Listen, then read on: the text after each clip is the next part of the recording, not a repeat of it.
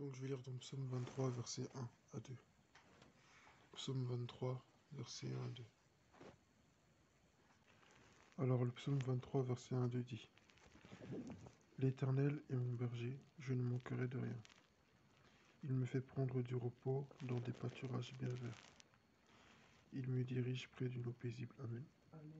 La parole de Dieu pourrait nous dire aussi dans le livre des Proverbes, chapitre 10, verset 12, si je ne me trompe pas, ou verset 11, que c'est la bénédiction de l'Éternel qui enrichit et il ne la fait suivre d'aucun chagrin. Amen. Tout ce que Dieu il a pour nous, c'est le meilleur. Amen. Amen. Tout ce que Dieu a pour nous sont de bonnes et de bonnes choses. Dieu n'a pas des choses pour nous qui vont nous troubler, qui vont nous détruire. Il dit: L'Éternel est mon berger, je ne manquerai de rien. Quand on a Dieu, on a tout. Amen. Amen. Quand on a Dieu, on ne manque vraiment de rien du tout. Déjà, ne manquer de rien, avant tout, de quoi est-ce qu'il s'agit? Il ne s'agit pas ici de ne pas manquer d'argent. Il ne s'agit pas ici de ne pas manquer de femme ou d'enfant ou de la santé. Avant tout, ici, il parle d'être comblé pleinement dans son âme, dans son esprit. Ce que les êtres humains, ceux qui sont, en cas ceux qui ne sont pas dans sa présence, ils ne peuvent pas parler ainsi. Mais David, certes, il avait beaucoup été isolé dans sa vie, beaucoup été rejeté, poursuivi, pourchassé de gauche à droite, mais il ne manquait jamais de rien parce que le Seigneur était avec lui. Et un jour, il a reçu le Saint-Esprit par l'onction d'huile. Le Saint-Esprit est venu en lui. Et depuis ce jour-là, il sait que l'Éternel est son berger, qu'il ne manque absolument de rien. Il ne manque pas de force pour terrasser ses ennemis. Il ne manque pas de l'indication du Saint-Esprit quand il lui demande s'il doit aller en guerre ou pas. Il ne manque pas de la protection de Dieu quand ses ennemis le poursuivent. Il ne manque vraiment de rien. Amen. Donc avant tout, ne manquez de rien. Parce que beaucoup lisent ce verset et ils disent: mais moi je ne sais pas David, David il était roi, il avait tout, c'est pour ça qu'il dit ça. Mais avant tout, ne manquer de rien, c'est être pleinement comblé dans son cœur par Dieu. Être satisfait. Ne pas avoir besoin d'aller chercher l'amour ou la paix, la joie, le réconfort ailleurs. Amen. C'est ça avant tout, de ne manquer de rien. Parce qu'il y a des gens qui ont tout ce qu'ils veulent dans ce monde. Ils ont les richesses, ils ont les biens, ils ont tout. Mais cependant, ces personnes ne peuvent pas dire qu'elles ne manquent de rien. À première vue, à nos yeux, elles semblent ne manquer de rien. Mais en réalité, elles manquent de tout. Parce que si elles ne manquaient vraiment de rien, elles n'auraient pas besoin de faire tout ce qu'elles font là. De gaspiller l'argent n'importe comment, même de se suicider. Comment tu peux te suicider au milieu de toute cette richesse? Tu laisses ça à qui? À tes enfants, à ta femme, même des fois certains ne sont même pas mariés. Tu laisses ça à qui? Tu laisses ça à qui? Qui va en profiter? Tout cet argent que tu as amassé, si c'est temps on fait des pactes avec Dieu pour être riche, tout ça pourquoi? Tous ces sacrifices humains, tout se sont versés pourquoi?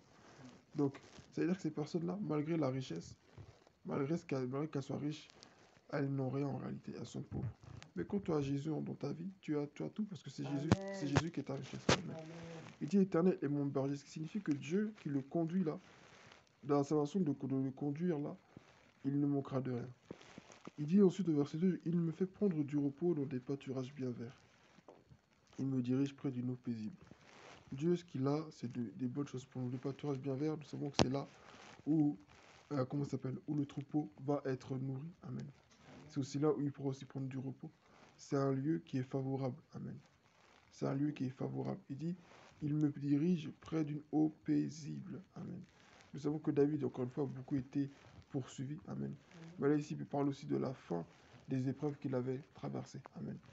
Dieu, ce qu'il a pour nous, c'est des projets de paix. Comme il peut dire à Jérémie: voici les projets que j'ai formés pour vous, dit l'Éternel, projets de paix et non de malheur, afin de vous donner un avenir et de l'espérance.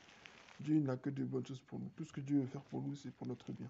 Si Dieu nous dit d'abandonner une relation, si Dieu nous dit de sortir de tel pays, de tel endroit, si Dieu nous dit d'aller vers telle personne, si Dieu nous dit de commencer tel projet, c'est pour notre bien. Dieu ne nous demandera jamais de faire une chose qui va nous détruire. Amen. Qui sera mauvaise pour nous. Donc, retenons une chose: l'Éternel nous conduit. Amen. C'est là le thème de ce matin. L'Éternel te conduit. Et il faudrait que toi et moi, nous ayons pleinement confiance en lui. Que nous fassions pleinement confiance. Aujourd'hui, une nouvelle journée est en train de commencer. Qu'est-ce qui va se passer? Quel est le coup de fil que nous allons recevoir? Qu'est-ce qui va nous pousser à sortir dehors? Qu'est-ce qui va nous pousser à prier? Le Seigneur veut qu'on soit attentif.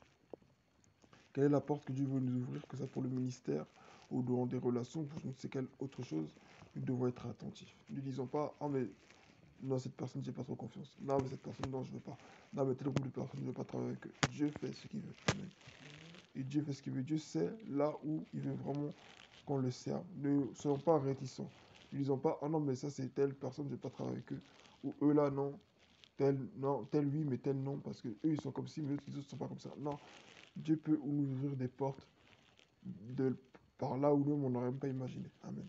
Tout d'un coup, un frère, une soeur, il t'appelle et te dit, ah, j'ai entendu parler de ça, est-ce que ça te dirait de participer à tel événement? Ah, j'ai entendu parler de ça, j'ai entendu parler de telle formation, est-ce que ça t'intéresserait? Dieu fait des choses comme ça. Dieu fait des choses comme ça. Il faudrait qu'on soit... Quand on prie en langue et qu'on prie, qu'on appelle Dieu, spirituellement, Dieu il met des choses en place. Dieu il agit aussi. Donc, on doit savoir que nos prières, Dieu il entend. Et souvent, malheureusement, l'exaucement vient, mais pas de la manière dont nous on le voudrait. Alors, du coup, on rejette. Mais combien de fois est-ce que Dieu ne nous a pas ouvert des portes? Ils ne nous ont pas rejeté cela parce que nous n'avons pas eu le discernement. Amen. Et en le discernant, même au travers de la télé, Dieu peut te parler. Au travers d'un appel, Dieu peut te parler. Au travers de tes pensées, comme il le fait souvent, Dieu peut te parler. Il faut être attentif. Donc, l'Éternel te conduit. Écoute sa voix. Laisse-le te diriger. Amen. Que son nom soit béni.